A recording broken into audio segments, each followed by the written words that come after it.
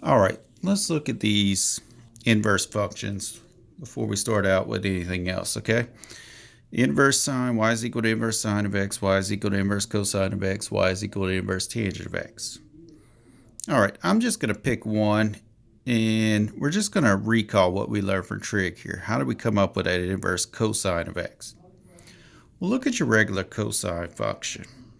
Doesn't it do this shape and it keeps on going? Does that shape and it keeps on going, and so forth? Well, if I want to look at an inverse function, my function has to be 1 to 1. So what I have to do to make this function 1 to 1 is I have to pick this part right here. Then I do away with all this stuff and all this stuff. Remember, for it to be 1 to 1, it has to pass that horizontal line test.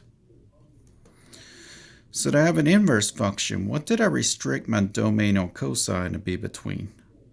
Between 0 and what? Pi. So this is going to be where x is between 0 and pi. So now what do you do to find an inverse function? You basically invert the order pairs, right? So my cosine has 0, 1 on it. So my inverse cosine function is going to have the inverted point, 1, 0. Let's go ahead and draw this coordinate plane. All right, instead of plotting the point 0, 1, I'm going to plot the point 1, 0. Instead of having the point pi over 2, 0, I'm going to point 0, pi over 2. Actually, let me call that pi. So that would be pi over 2. So if I had to point 0, pi over 2, that'll be right there. And instead of having a point pi, negative 1, I'm going to add a point negative 1 pi on my inverse function.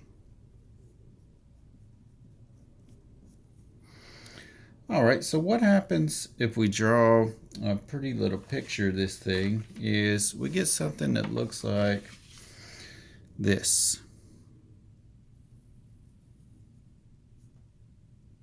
And that's the inverse cosine of x.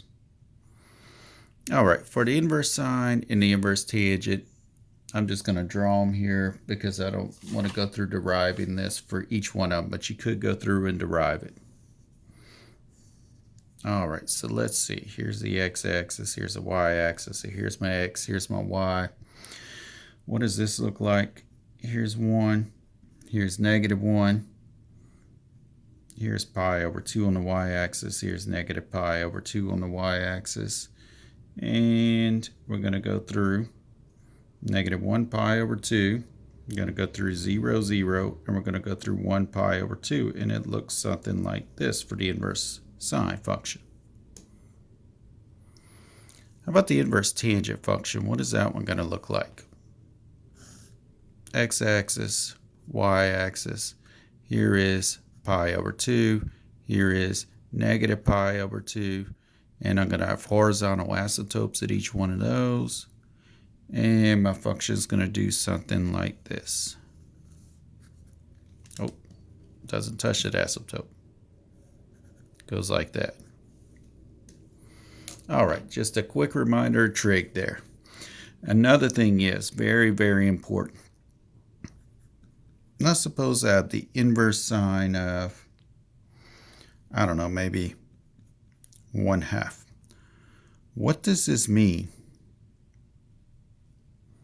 What does that mean? Let's say I have y is equal to the inverse sine of 1/2. What does that mean? Y is the angle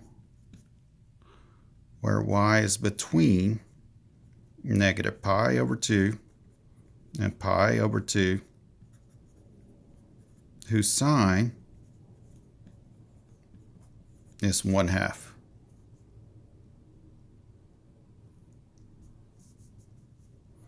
Okay, likewise,